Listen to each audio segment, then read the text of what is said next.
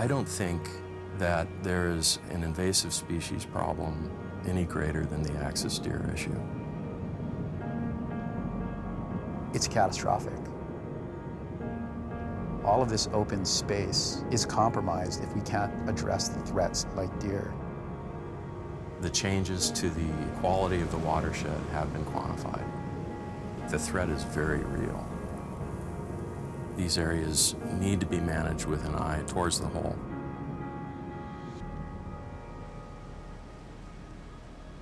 Hawaii is ideally suited for axis deer. They already live a stress-free life in that there's no predators, there's no seasonal stresses.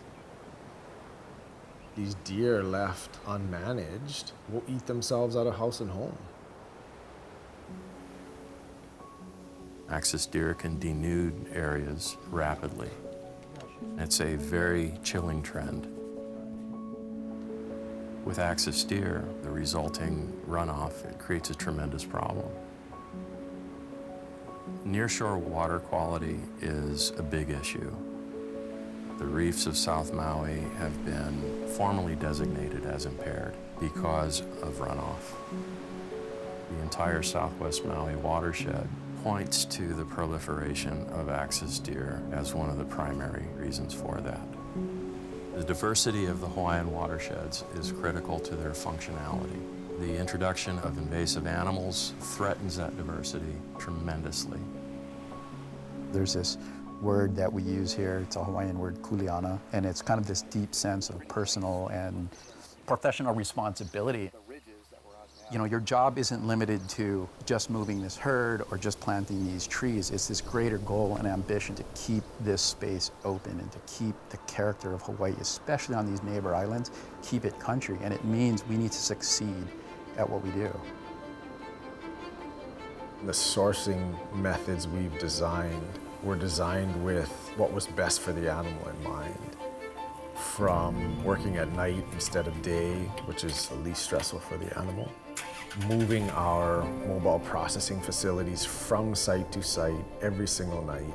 Going to all of the lengths to ensure we're collecting enough data and we have all of the right equipment to make sure they're sourced under stress-free conditions. And in the end, having this animal be viewed as a food resource, maybe instead of an invasive species, is what's best for the animal.